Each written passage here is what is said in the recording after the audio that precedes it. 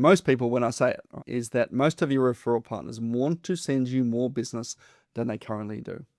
They're not holding back because they're not loyal. They're holding back because referring is uncomfortable when you're not sure exactly what to say. They need to know exactly what you do and for whom. They need to have the right words. It's something as simple as they can say that doesn't sound like an advertisement. And they need to feel confident that you'll look after their client in a way that reflects well on them. And they need a moment, a trigger, where the referral makes sense in context and they're not feeling like they're forcing it on their client.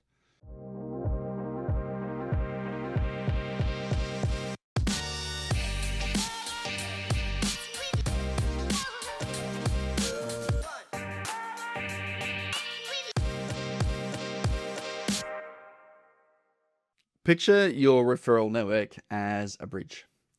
Now, most professional services firms that I talk to have built a beautiful bridge. Strong, reliable, gets clients from A to B every single time.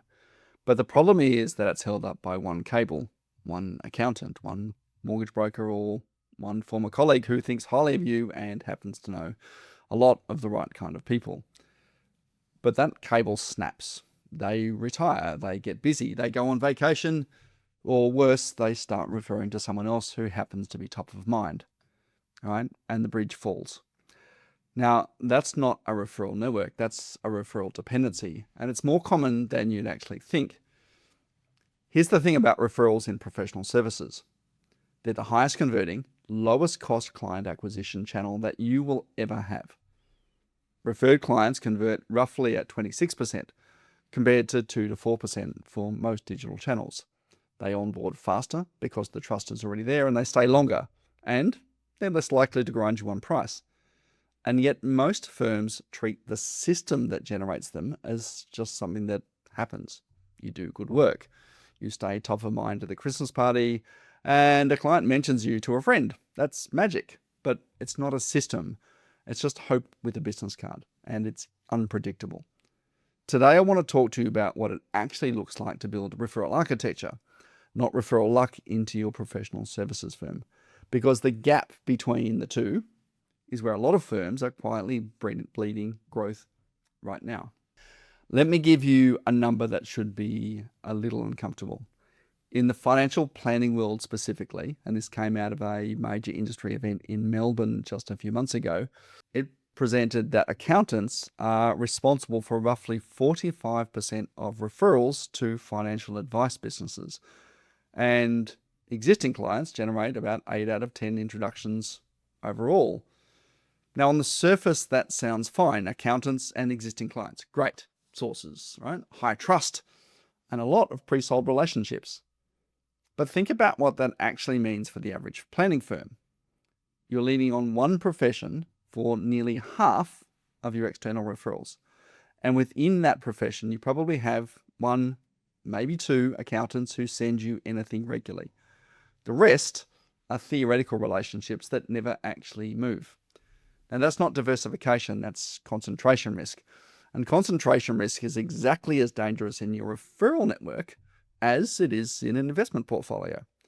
And I see this pattern across every tier 1 industry that I work with.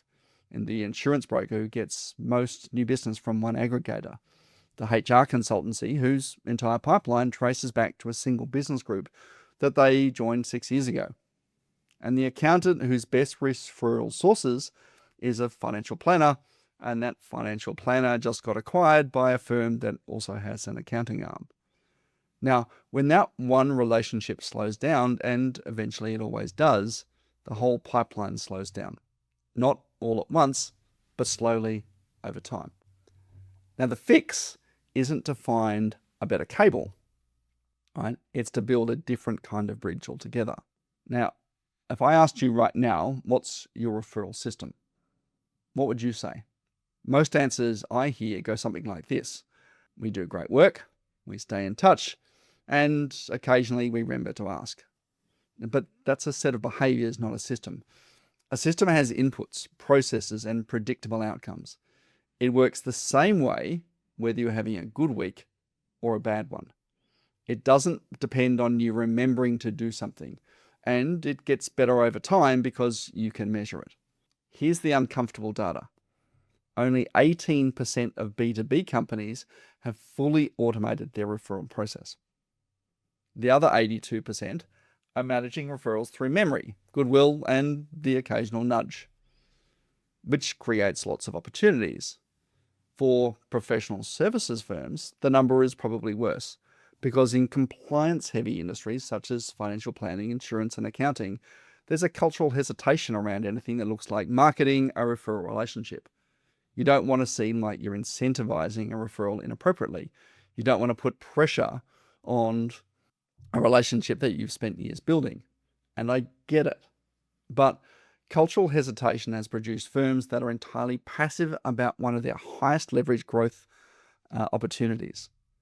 Right? And being passive isn't neutral. When you're passive about referrals, you get the ones that happen to come your way. When you're systematic, you get them as you deserve them and more regularly. So let's look at what actual architecture looks like. And I'm going to break this into 3 layers today.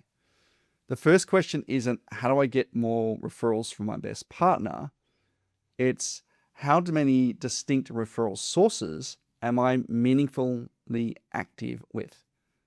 For a financial planning firm, for example, a diversified picture might include accountants, mortgage brokers, estate lawyers, employer HR contacts, and existing clients, each in their own structured lane, not treated all the same, not all receiving the same level of attention, but each with a deliberate rhythm of contact, value exchange, and communication.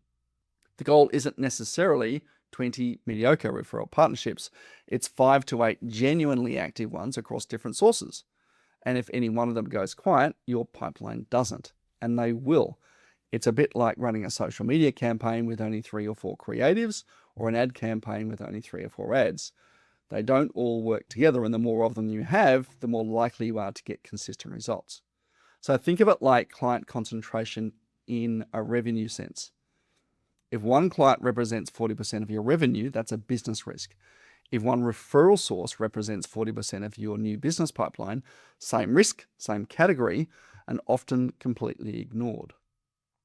Now, number 2, here's something that surprises me, most people when I say it, is that most of your referral partners want to send you more business than they currently do. They're not holding back because they're not loyal. They're holding back because referring is uncomfortable when you're not sure exactly what to say. So think about what it takes for your accounting partner who's super busy to refer a client to you, right? They need to know exactly what you do and for whom. They need to have the right words. It's something as simple as they can say that doesn't sound like an advertisement. And they need to feel confident that you'll look after their client in a way that reflects well on them. And they need a moment, a trigger, where the referral makes sense in context and they're not feeling like they're forcing it on their client. Most firms give their referral partners none of that. They shake hands at lunch and say, yeah, like send clients my way, and then we wait. Activation actually means giving your partners the tools to refer well. A simple 1-pager on who your ideal client is and what the experience looks like, a 2-sentence script that they can actually use in conversation, and regular updates so they can stay current on what you do, and maybe a lightweight feedback loop so they know what happened to the last person they sent to you. Now, that's not manipulation, right? It's actually just making it easy for you, people who already trust you, to act on that trust. Now, layer 3 is the referral rhythm, and this is one that most firms skip entirely. A rhythm is simply a scheduled, recurring set of touch points with your referral partner that doesn't depend on there being something specific to talk about, right? It could be monthly, it could be quarterly, whatever the right cadence is for the relationship, right? It's in the calendar. It's not, we should catch up sometime. It's Tuesday the 15th at 8 a.m. every 6 weeks, coffee or call. The reason that this matters is simple. Referrals happen when you're top of mind, and you're only top of mind if you've been in contact recently. A referral partner you've not spoken to in the last 4 months, I should say, is not an active referral partner. They're a past relationship. And the rhythm is what turns a network into a pipeline. Here's the thing I want you to land on before we leave today. right? Most of you listening to this already know this, but you've become too dependent on one or two sources, and it's done, right? You know your referral conversations are inconsistent. You know the rhythm has probably drifted. The reason that it hasn't changed is not because you don't understand referrals, is because building the architecture requires sitting down and doing something that feels uncomfortable, treating relationships like systems.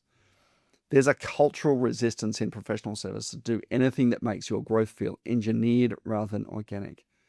Like if you have a process for referrals, somehow the relationships become less genuine. But here's what's actually true. Most trusted firms in every professional services sector are the ones that with the most deliberate referral or relationship process.